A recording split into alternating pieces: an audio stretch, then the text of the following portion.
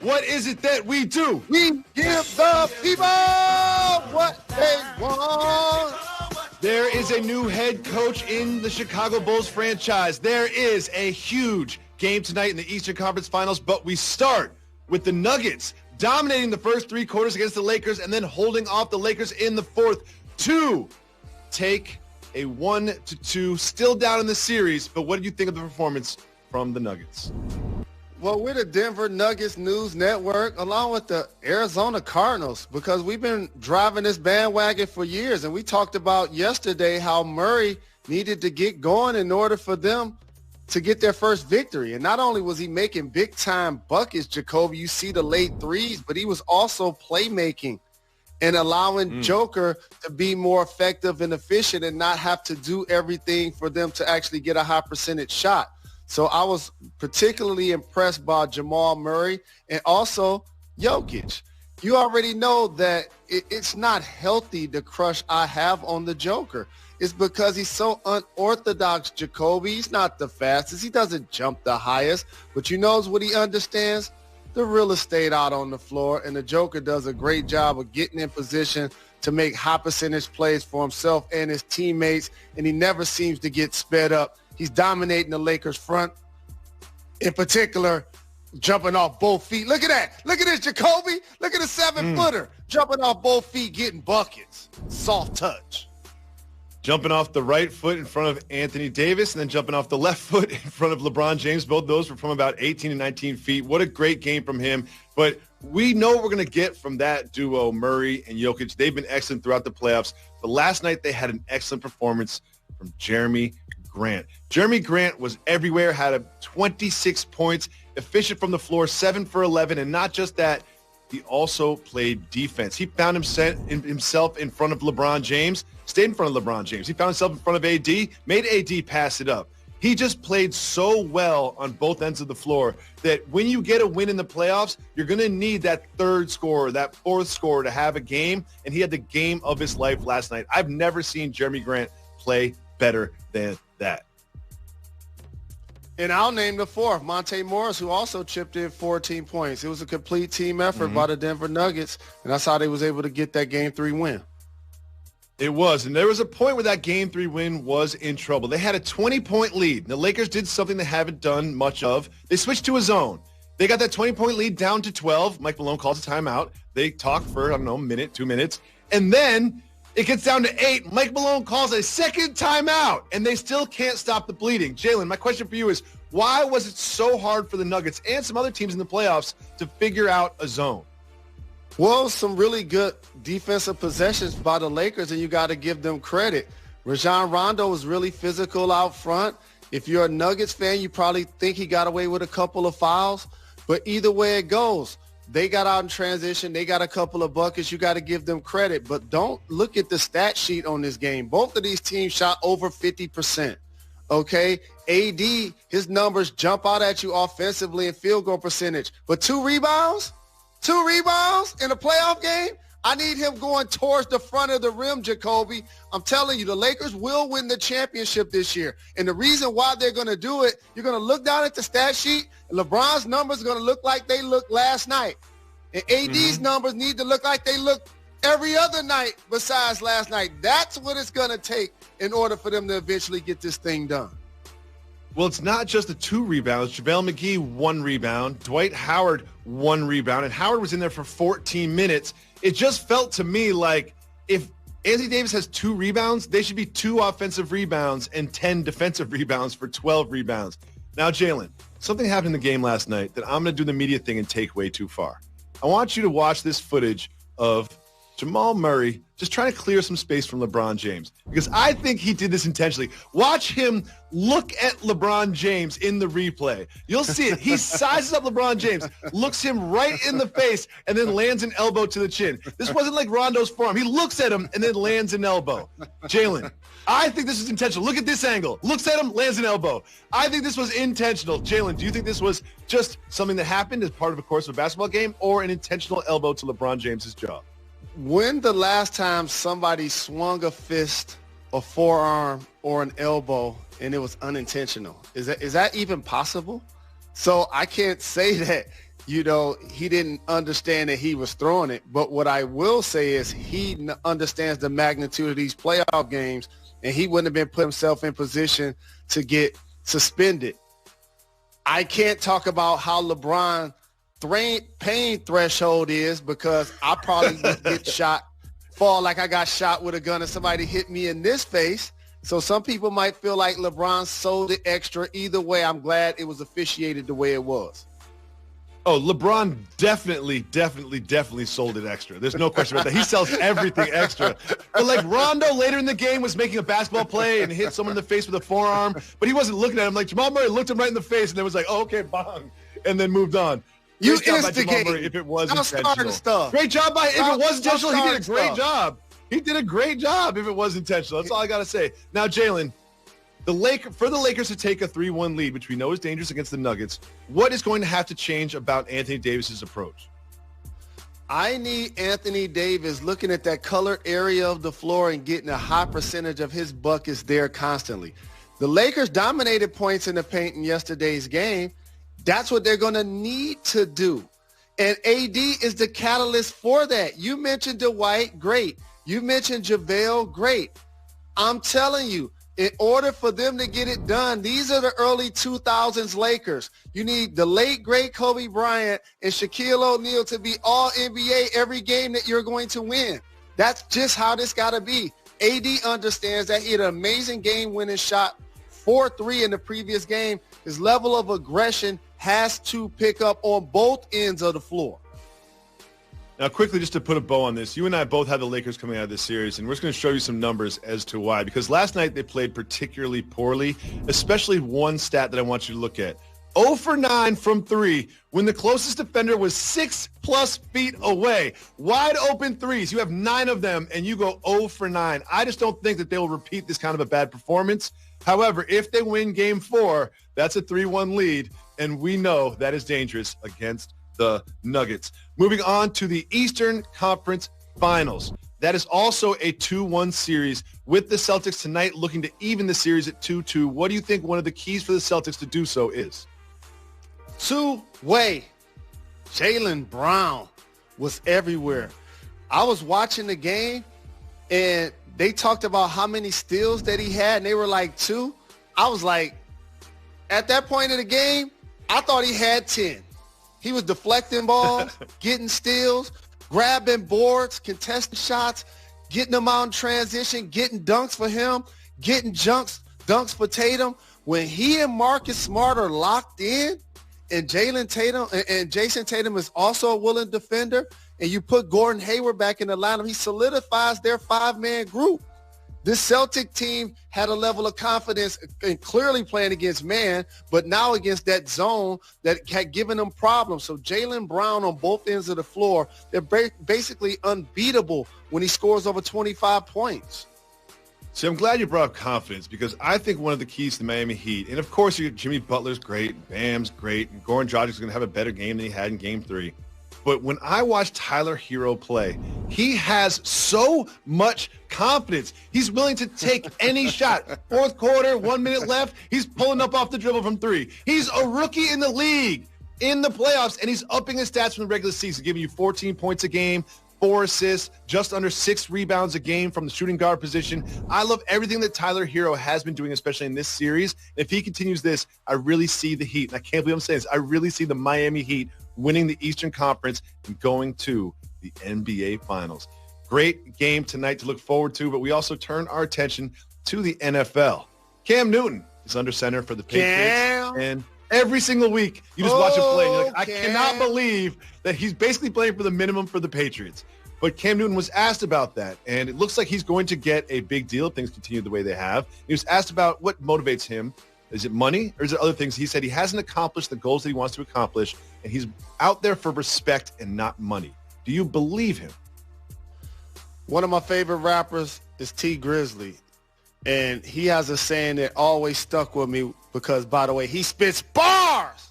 Bars. Love T Grizzly. He was like, don't worry about the awards. Get the rewards. And that makes so much sense because awards is something that in theory is man-given. Like, you don't really even know the politics that come behind that.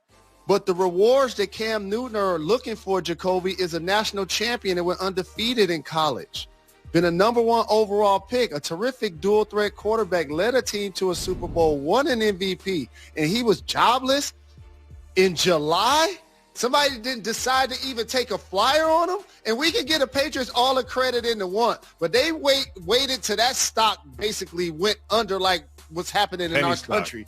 Let's not act like they discovered something, okay? And so for Cam to be playing a chameleon style under quarterback, the first couple of weeks more running, second week more passing, it was just really great to see him catapult himself, like I said, back into the top 10 amongst quarterbacks in the NFL.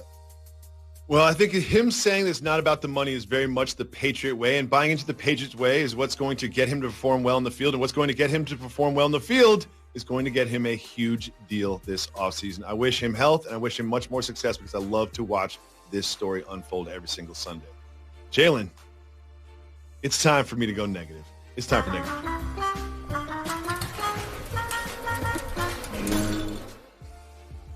Jalen, my lovely wife, Joey, and I celebrated our 10-year anniversary of marriage. We've been together for 18 years. I don't know what she's doing with me. She's the most amazing woman in the world. And when we got engaged on the Brooklyn Bridge. We just did it quietly at night. Brooklyn? No one around, no fanfare, nothing like that. It was the exact opposite of this engagement proposal at the very same place. Okay, watch the. So they got a camera person doing video. Then you got a camera woman in the back, okay? And then she gets bodied by this bike rider. And I'm going to go negative on this. You know what happened when I got engaged? I didn't have a 2-camera shoot. I didn't have a videographer and a still photographer. I didn't have on a gold tuxedo jacket. Like, you don't have to do everything for the gram. Sometimes you can just get engaged because it's for the two of you and the bond that you're going to have for the rest of your life. It doesn't have to be videographer and a cinematographer and lighting and a gold tuxedo jacket. Sometimes you should probably just get engaged and just have that moment for each other. Not everything needs to be for the internet in 2000. Jalen's favorite segment where he decides what we discuss. Change. It's called Keep It Moving. Change. If you want to discuss the topic, say hit the brakes. Otherwise, we will keep it moving. And we start with this big news. There's a new head coach in Chicago for the Bulls. Keep it moving or hit the brakes. Hit the brakes. Billy Donovan has been announced as the new head coach in Chicago. Jalen, after Hoiberg and Bolin, seems like the expectations in the bar is pretty low for him to get over. What do you think? I actually believe that this is a good hire for the Chicago Bulls. He's an accomplished coach, a 2-time champion in college. I appreciate how he continued to coach and remake whatever roster he was given in OKC, whether it's coaching MVPs like Russ, Victor Oladipo, Paul George. This year's team outplayed expectations, developing young talent. I'm not going to charge him with the diversity issue that not only takes place in the NBA, but also in mainstream corporate America. I think he's going to do a really good job if given an opportunity with that team. So in all aspects of life, especially professionally, I like expectations to be as low as possible. And they're not expecting much from this team, but look at the young core they have. Your guy, Levine, you've got Lauri Markkanen, you've got Jacoby White, not Kobe White, Jacoby White, Wendell Carter Jr., and then you got the number 4 pick. That's a nice core group that I don't think is going to, contend for a championship this year, next year, but maybe the year after that, maybe the year after that, if you make the right moves. Congratulations to Donovan. I think it's a good move for the franchise. Moving on. Adam Silver gave a little indication as to when we might see next season's basketball season start. Now, you've had your eye on this. When do you think they will start the next NBA season? Shout out to the NBA and its players that's actually giving us great playoffs, Jacoby, and it's going to get us an NBA champion and a finals MVP, either LeBron James or Anthony Davis. I believe the NBA season will start between MLK Day and Valentine's Day. That's when I believe it's going to tip off, and then it will proceed to a champion at the end of August. And then I think over the next couple of years, you scale it back a couple of months, and then you get back to your normal calendar after a couple of more seasons. Okay, so that'll be late January, early February, and then you think that over time, after season, they'll sort of recalibrate it back to what we're used to with an October start. Interesting. Moving on, Jalen, the The Notre Dame-Wisconsin game has been postponed. Keep it moving or hit the brakes. No surprises. Keep it moving. We keep it moving. We keep it moving. The Rock gave a strange indication about some of his plans for the XFL. He posted this on Instagram as he always does from his gym looking swole. But it wasn't just this that he looked swole. It was, look at the end there. He says, so maybe I'll be the first owner in pro football history to actually suit up and play the game. Jalen, is this hype or could this be real? He got the kind of career and the kind of opportunities and the kind of money. He ain't trying to get hit. I'll talk about not trying to get hit. I know he definitely A-list not trying to get hit. So here's what I will say. Not in the XFL, not in the CFL, not in the NFL. But from the back, and this is a compliment to the head coach of LSU, he looked like Ed Ogeron. From the back, he mentioned Ed Ogeron. He mentioned Ed Ogeron like from the back as because well. Ed Ogeron used to be his coach, and you know we love Ed Ogeron here at Jalen and Jacoby. However, that is one of the biggest compliments. That is the biggest compliment Ed Ogeron has ever received in his whole entire life. Even after winning a championship, he's probably more proud that he was mistaken for The Rock than he was of the championship that he just won. Continue. And for those that know how much I love the Miami Hurricanes, just Google an image that might be on an internet. I would also say this. Maybe he will suit up, but he'll be a place kicker. Moving on. We have an update in the WNBA playoffs. Keep moving or hit the brakes. Aja Wilson and the Aces won over the Sun. She had 29 points, 13 for 19 from the field. Let's celebrate the MVP. Well, let's talk about those 7 blocks. That's a celebration in itself. Shout to my guy, Bill Lambier. You know how much I love him as a Bad Boys Pistons fan. He's turned out to be an amazing coach in the WNBA. Jalen, we have a potential versus battle on the horizon. I know you love these. Hit. So let's go ahead and hit the brakes. Brakes. JD, Atlanta's own Jermaine Dupri, said he wants to face off against P. Diddy in a versus battle. Jalen, your initial thoughts, because I have a lot of thoughts about this one. My initial thoughts, Jacoby, both entrepreneurs. I view more as producers turn artists than the other way around.